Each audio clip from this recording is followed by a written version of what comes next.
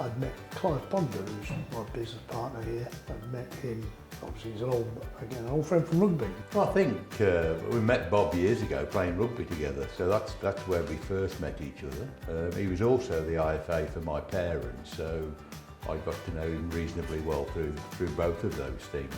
He was a mining engineer and ran the super pits in the days of the miners' strike and everything like that. He'd moved from that and had been doing will writing, and that's why he was doing probate for his parents. And we bumped into each other in a cafe in Stratford-on-Avon, went for a cup of coffee, and that's when it started really. Just over a cup of coffee we put the partnership together. It saved a fair bit of inheritance tax on their estate, and Clive got interested, and I said, well, I'm looking for a will writer actually, because I've met a number of people, and that led us to working together. He put his IFA business together with my will writing skill, and so it was a marriage of two different skills, but the marriages work well. Marriages of opposites sometimes work, they tell me. The estate planning is a lifetime work, saving IHT, protecting assets, passing them down generations, using those trusts, and a financial advisor firm and an estate planning firm was a good marriage, companionship, partnership to make sure you provide a more holistic service. So now it's building every other service to try and be a one-stop shop for clients where they can know there's the expertise they need for most of their financial problems, circumstances, all in one place. I sort of run, I suppose, the will writing side. He runs the IFA side and the private client side. And we're both interested in what the two departments or the two areas do. But at the end of the day, Bob runs his departments, I run my departments, and we just have the respect, I think, to each other. If you make a decision that the other one will have made the right one or the best one at that moment in time. Do what Clive and I wanted to do. It really was just to provide excellent service in a niche area, not necessarily build it too big.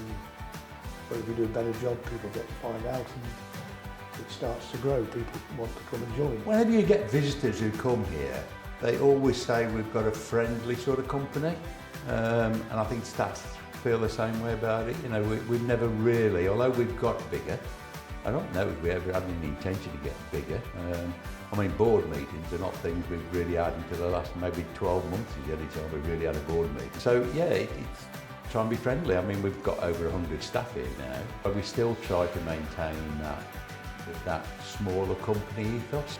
As you get bigger, that's when it becomes hard. That's when you've got to start building new team leaders, and those new team leaders around you then can manage their own individual teams, and hopefully you can continue to build the same ethos. You've got to be changing. Staff expect leadership of the team leaders to show that sort of change, that we're going to stay with the business. If you don't change, you're just going to wither and die on the grapevine. It's just no good. So I love change.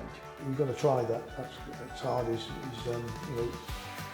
teaching people to teach is one thing, and personal training is equally as important. It really is equally as important. Same thing we need for ourselves. We all call ourselves advisors. We're always selling something. We sell our service, we sell ourselves. Every time we walk into a room, first is please buy me, and then listen to the advice, and we're already there, I think.